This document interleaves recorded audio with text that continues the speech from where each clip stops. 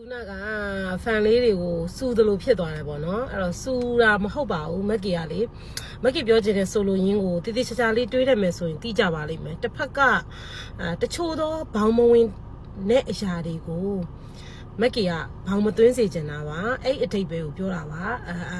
မင်းသားလေးကိုချစ်တာကိုအမလည်းနားလေတယ်အမလည်းဒီမင်းသားလေးကိုဘယ်သူနဲ့မှမတူတဲ့ချစ်ချင်းမျိုးနဲ့ချစ်ခဲ့တာဘယ်တော့မှဘယ်မင်းသားကိုမှအိုက်ဒေါလုပ်ပြီးအားမပေးခဲ့ဘူးတဲ့အမကသူနဲ့ကြာကမ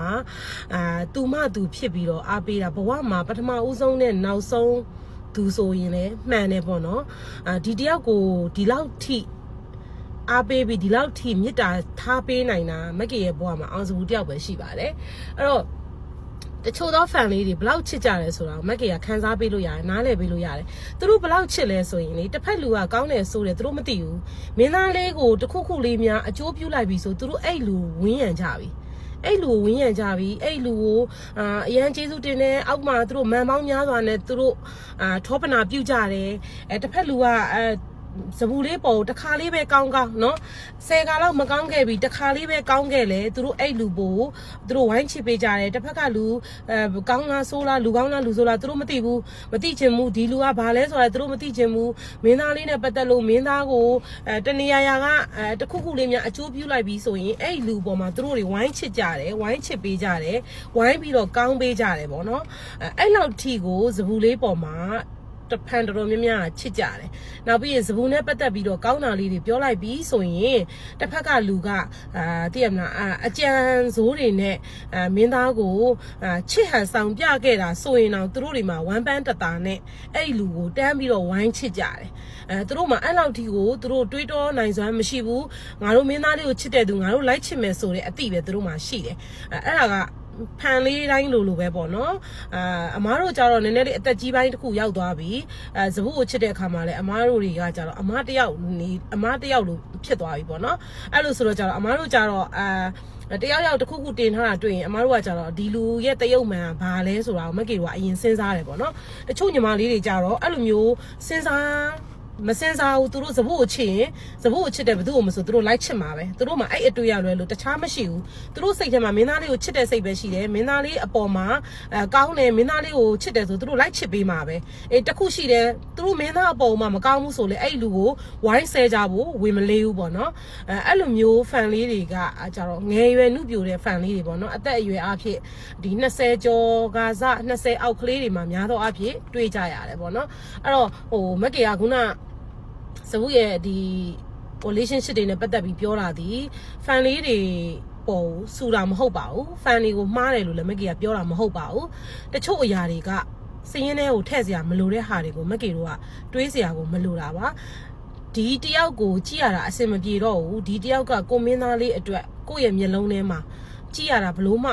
အစင်မပြေနိုင်တော့ဘူးဆိုရင်အကောင်းဆုံးနီးလန်းဘလော့လိုက်ပါဘသူ့ကိုမဆိုပါဘလော့လိုက်ပါအမကတော့အဲ့အချက်ကိုပဲကျင့်သုံးပါတယ်အမဆိုရင်စပူနဲ့ပတ်သက်လို့စပူကိုပဲကြည့်တယ်စပူကိုပဲ focus ထားတယ်အဲ့ဒီအတွက်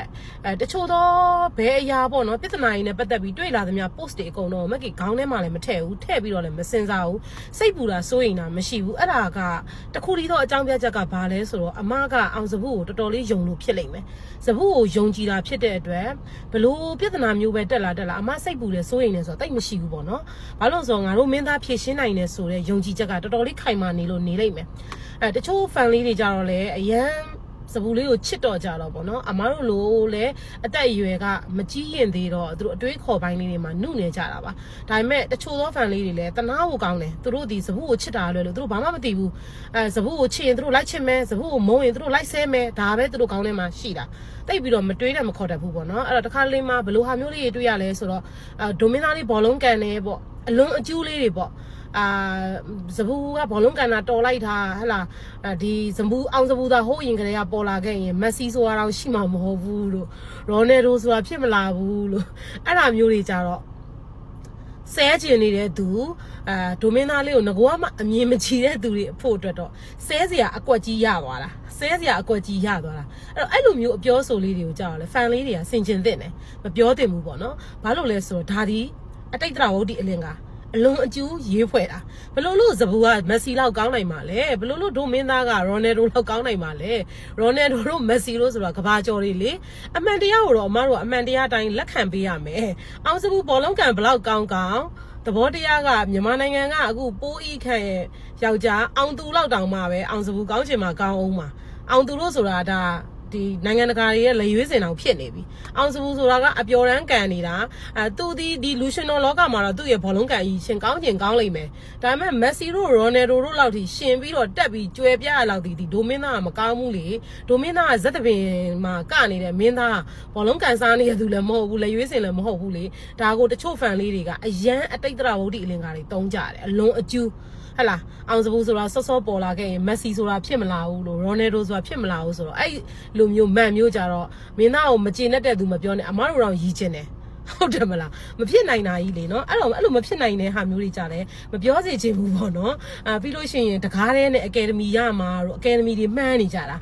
ဒီအညိုးတင်းတဲ့ကိုမင်းသားကိုအလွန်ကျူးတွေရေးဖွဲ့ပြီးအကယ်ဒမီတွေမှန်းနေကြတာအခုမှတကားပဲရိုက်တာလေတကားရိုက်လို့တကားအကယ်ဒမီရရဲဆိုတာသူဒီတော်တော်လေးကန်ကောင်းလို့အတိတ်ဘဝကတော်တော်လေးကိုပြုတ်ခဲ့ဘူးတဲ့ကုသိုလ်ကြောင့်တကားရိုက်တကားရမှာပဲနော်ဘလို့ပဲဖြစ်ဖြစ်သူ့ရဲ့အမှုပညာတက်တန်းဒီဘလောက်မှလည်းမရှိသေးဘူးသူဘလောက်ပဲတရုပ်ဆောင်ကောင်းတယ်ပြောအကယ်ဒမီရလောက်ဒီထိတော့မဟုတ်သေးဘူးဒါမက်ကေတို့က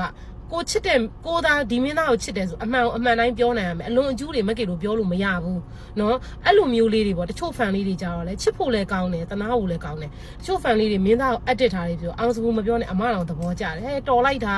အမဆိုအဲ့လိုမျိုး edit တွေမလုပ်နိုင်ဘူးမလုပ်နိုင်တာဆိုတော့အချိန်မပေးနိုင်တာအဲ့တော့အရန်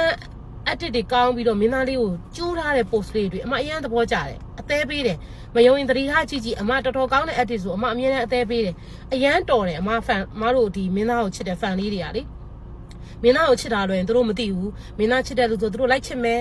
မင်းသားအပေါ်မကောင်းတော့ဘူးဆိုရင်ဘယ်သူပဲဖြစ်နေသူတို့ဆဲမှာပဲဥမာမက်ကေကအောင်စဘူးပေါ်မကောင်းတော့ဘူးဆိုလဲအမကိုချစ်ပါတယ်လို့ပြောနေတဲ့သူတွေအကုန်လုံးလဲအောင်စဘူးဒါအမမကောင်းပြောကြည့်အမကိုဝင်ဆဲကြမှာပဲအမသိတယ်သူတို့ရဲ့စိတ်ထဲမှာမင်းသားကိုချစ်တာပဲသိတယ်မင်းသားကိုချစ်တဲ့အတွက်မင်းသားကိုချစ်တဲ့ဘသူ့ကိုမဆိုသူတို့လိုက်ချစ်တယ်အဲ့လူကိုဝင်းရံတယ်မင်းသားကိုဆဲပြီဆိုလို့ရှိရင်သူတို့အဲ့လူကိုအသေးရအရှင်ရလိုက်ဆဲပြီ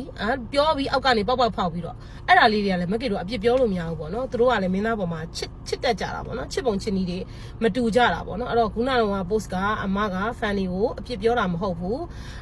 fan လေးတွေကိုအမသိစေချင်တာအရေးမပါအရာမရောက်တဲ့ဟာတွေကိုခေါင်းထဲကိုမထည့်နဲ့ဘောင်မဝင်တဲ့ဟာတွေကိုဘောင်ဝင်အောင်မလုပ်နဲ့เนาะအဲ့လိုမျိုးလေးပြောချင်တာပါပြောချင်တာကအမြင်မတော်ဘူးမလားကြည့်လို့မိတ်အစင်မပြေတော့ဘူးဆိုဘလော့လိုက်ဘာမှသွားပြီးတော့ဆဲလည်းမဆဲနဲ့မန်လည်းမရေးနဲ့အမှန်တိုင်းပြောရရင်ညီမလေးတို့ရဲ့ဝင်းကိုမကြည့်တဲ့နာเนาะဝင်းကိုမကြည့်တဲ့နာအဲ့လိုမျိုးလေးတွေမာနရှိနေပေးကြเนาะစပုကိုချစ်တဲ့စပုကိုအားပေးဝင်းရနေတဲ့သူတွေကဟလာဘယ်လိုပြောရမလဲအစင်တန်းရှိနဲ့အဖက်ကပြည့်စုံတဲ့ fan လေးတွေအမဖြစ်စေချင်တာပါเนาะနေတတ်ရမယ်ထိုင်တတ်ရမယ်မင်းသားအတွက်ဆိုလို့ရှိရင်လိုအပ်တယ်လို့ဝင်းရမယ်เนาะတိုက်ခိုက်ဖို့ဒီကာကွယ်ဖို့လိုအပ်လာရင်လည်းအစွမ်းကုန်ကာကွယ်ရမယ်တိုက်ခိုက်ရမယ်ဒါပေမဲ့အရေးမပါအရာမရောက်တဲ့ဟာတွေကိုကြားလေခေါင်းထဲကိုထည့်ပြီးတော့မစင်းစားသင့်ဘူးပေါ့နော်အဲ့တော့မက်ကေကအဲ့ဒါလေးပြောချင်တာပါအဲ့တော့ fan တွေကိုမက်ကေကစူလာမဟုတ်ပါဘူး fan တွေကိုချစ်ပါတယ်ခုနပြောတဲ့ဥစ္စာလေးတွေမှာဂရုနာဒေါသောလေးတွေနဲ့စူသလိုဖြစ်သွားတယ်ဆိုရင်မက်ကေတောင်းပန်တယ်ပေါ့နော်မက်ကေပြောချင်တဲ့သဘောတရားကိုတကယ်သိတဲ့သူတွေဆိုနားလည်ပါလိမ့်မယ်မက်ကေပြောချင်တာကမင်းသားလေးကိုချစ်တဲ့အတွက်မင်းသားလေးကိုပဲကြည်ပါအရေးမပါအရာမရောက်တဲ့ဟာတွေကိုစိတ်ရင်းလေးကိုထည့်စရာမလိုပါဘူးအမြင်မတော်ဘူးဆိုရင်တန်းပြီးတော့ဒါဘလော့လိုက်ပါเนาะအဲ့လိုပုံစံနဲ့ပဲနေထိုင်မှာဘသူ့ကိုမှလည်းသွားမဆဲပါနဲ့ဒိုမင်းသားလေးကတချို့သောဆက်နွယ်မှုတွေပတ်သက်မှုတွေကတွေ့နေမြင်နေရဆက်ဆံနေရအောင်မှမလို့မင်းသားလေးအနေခက်အောင်မလုပ်ကြပါနဲ့လို့เนาะ